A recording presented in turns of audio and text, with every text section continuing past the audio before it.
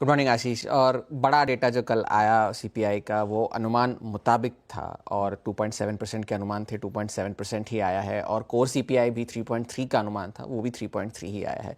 तो एनालिस्ट जो कह रहे थे कि अगर ये इस तरह अनुमान मुताबिक आया, मगर एक बात आपको बता दूं कि ये अभी भी 2% के लक्ष्य से काफ़ी दूर है और पिछले महीने के मुकाबले ज़्यादा है। पिछले महीने 2.6% आया था, मगर और दूर चले गए थोड़ा। मगर अब ये प्रोबेबिलिटी कंफर्म हो गई है कि अगले हफ्ते फेड ब्याज दरें काटेगा।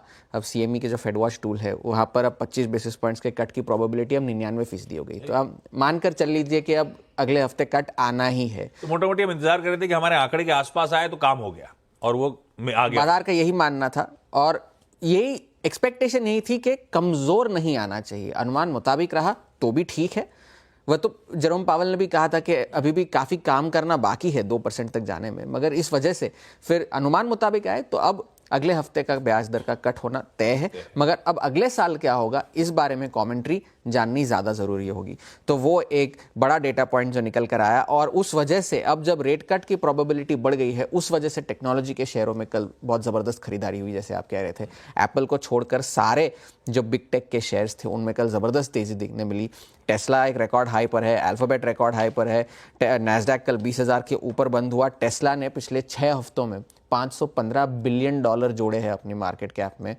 तो ये एक बड़ा डेटा निकल कर आया कि अब 2021 के बाद पहली बार टेस्ला ने रिकॉर्ड हाई बनाया, और ये बिग टेक में सिर्फ इकलौती ऐसी कंपनी थी जिसने इस साल रिकॉर्ड हाई नहीं बनाया था। एप्पल और वगैरह तो बाकी सारे तो बना चुके थे, मगर टेस्ला ने नहीं बनाया। अब जो है टेस्ला के शेयर इस साल भी अगर 71% की तेज़ी है, उसमें ज़्यादातर तेज़ी हमें चुनाव के बाद ही देखने मिली है, अमेरिका के चुनावों के बाद।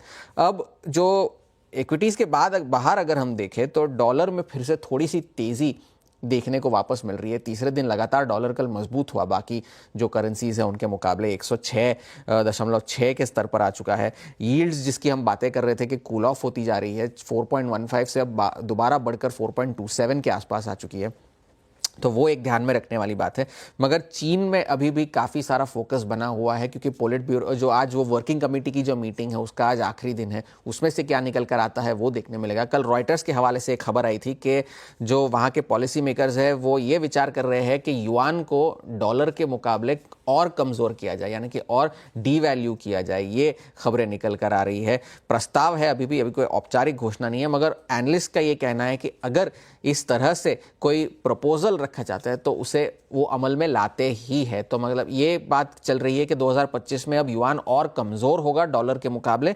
और जेपी मॉर्गन, नोमुरा, इन सबका कहना है कि अब 7.5 या 7.6 तक होगा। कल का जो स्तर था वो 7.3 था, ये एनालिस्ट का कहना है। अब तेल की कीमतों में भी थोड़ा सा उछाल देखने मिला, ये इसके बावजूद कि यूएस में जो इन्वेंट्रीज थी वो बढ़कर आई है, घटकर नहीं है, बढ़कर आई है उसके बावजूद। मगर एल्गो ट्रेडर्स ने इसमें खरीदारी के मौके ढूंढे हैं, और एल्गो ट्रेडर्स की खरीदारी की वजह से ब्रेंट और WTI दोनों में कल मजबूती देखने मिली प्राइसेस में।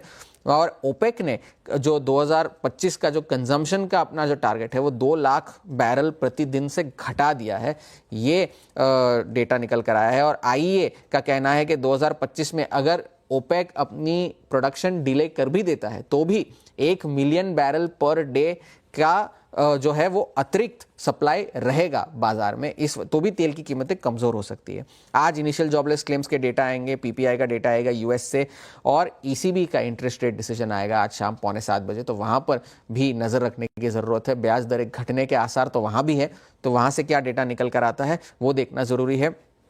टेक्नोलॉजी के शेयरों पर आज नज़र होगी। हैंडओवर नैस्डैक के लिहाज से बहुत मजबूत है, और फेड के जो रेट कट के हिसाब से भी अच्छी खबर निकल कर आई है।